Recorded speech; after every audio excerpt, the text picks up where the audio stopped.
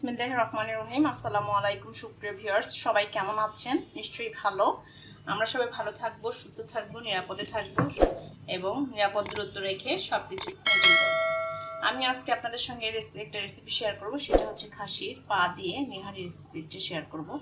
আমি পাটা আগে পরিষ্কার করে নিয়েছি, এরপরে হয়তো কোনো এক সময় আমি আপনাদেরকে পরিষ্কার করা দেখাবো। গরম পানি না, এমনি এমনি পরিষ্কার করা যায়, এত সুন্দর করে কল্পনা করতেই পারবেন না, এত সুন্দর করে পরিষ্কার করা যাবে। এখন আমি এটা ভালো করে ধুয়ে নেব। আমি কেটে নিয়েছি আমরা এটা সুন্দর করে, এখন পরিষ্কার পানিতে বেশ কয়েকবার ধুয়ে নিব। তারপরে হচ্ছে এটাকে আমি রান্না করব। প্রত্যেকটা পা সুন্দর করে দেখেন, কোথাও কোনো লোম নাই, একদম খুবভাবে পরিষ্কার করতে হবে।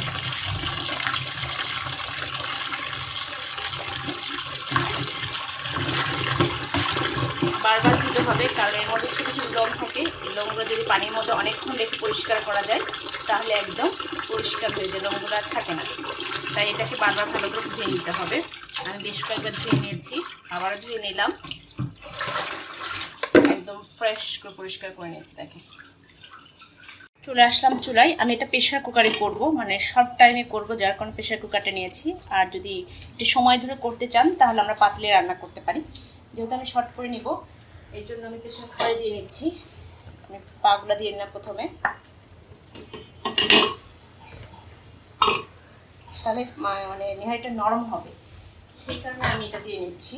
দিয়ে দিচ্ছি এর মধ্যে হচ্ছে 4টা পেঁয়াজ কুচি করে রেখেছে আর একটা রসুন কেটে নিয়েছি, পুরোটা দিয়ে দিলাম। সেদ্ধ হওয়ার জন্য দিয়ে দিচ্ছি পর্যাপ্ত পরিমাণে পানি।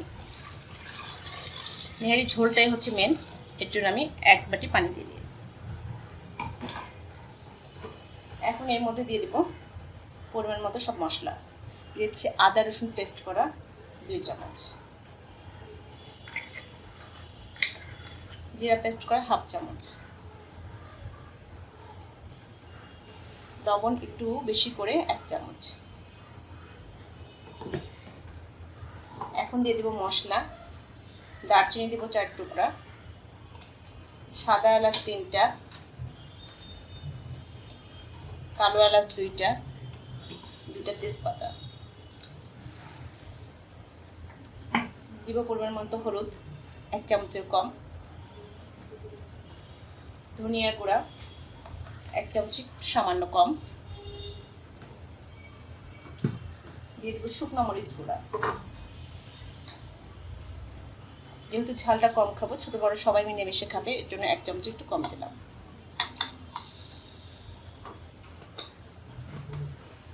সব মশলা মোটামুটি দেওয়া শেষ। এখন দিব তেল। তেল যেমন খাবেন সেই পরিমাণ, আমি 1 কাপ পরিমাণ তেল দিব। এটাকে এখন ভালো করে নেড়ে নিব, মশলাটাকে মিশিয়ে দিব।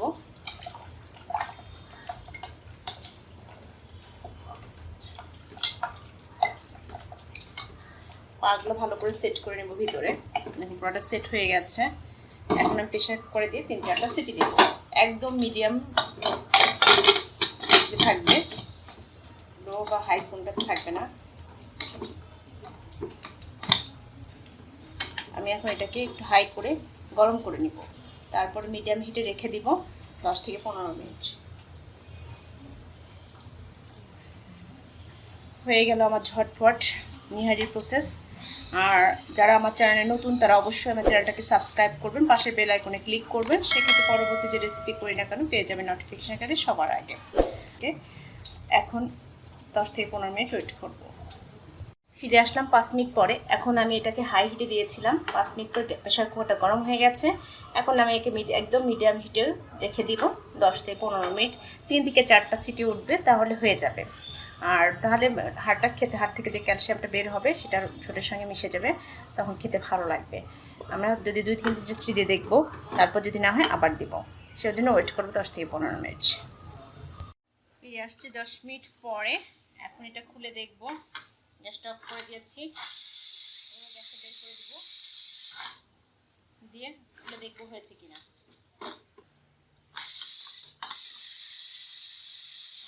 প্রেশার কুকারে একটা টিপস বলি, প্রথমে কখনো এমনি খুলতে যাবেন না, তাহলে এভাবে গ্যাসটা বের করে খুলতে যাবেন, তাহলে তাড়াতাড়ি খুলতে পারবেন। টানাটানি করলে নষ্ট হয়ে যায় প্রেশার কুকারটা।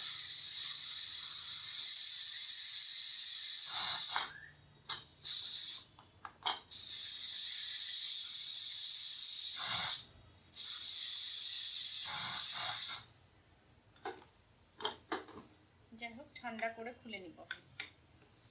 ঠান্ডা হয়ে গেছে, এখন এটাকে আমি খুলে নিচ্ছি। ঝোলটা অনেক গাঢ় হয়ে গেছে, দেখতেও মজা লাগছে। আমি ঝোলটাকে আরও গাঢ় করব, একটু এরপরে নামিয়ে নিয়ে ভালো করে মিনিট 5 এরকম মিডিয়াম হিটে জাল দেবো, তারপরে নামিয়ে নেব।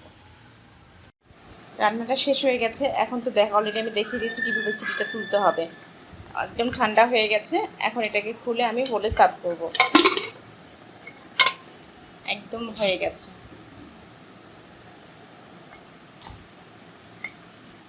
এখন বলে সুন্দর করে তুলব।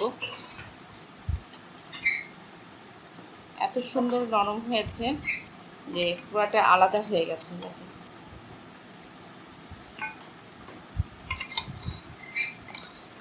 সবকটা এভাবে বলে তুলে নিব।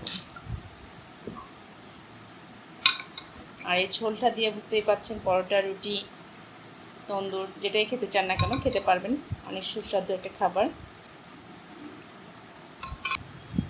এখন আমরা এটা খাবো। হয়ে গেছে, এখন গরম গরম রুটি দিয়ে খাওয়া হবে। এটা গমের রুটি, লাল আটা যেটা বলে সেটা দিয়ে রুটি করা হয়েছে। সেই রুটিটা দিয়ে সুন্দর করে এখন এটা আমরা খাবো। আর ভিডিওটা প্রথম থেকে শেষ পর্যন্ত দেখবেন। সেক্ষেত্রে আপনাদের ভালো লাগলে অবশ্যই লাইক দিবেন, কমেন্ট করবেন, শেয়ার করবেন আর সাবস্ক্রাইব করবেন, পাশের বেল আইকনে ক্লিক করবেন। পরবর্তী রেসিপি করবো, সেক্ষেত্রে পেয়ে যাবেন নোটিফিকেশন আকারে।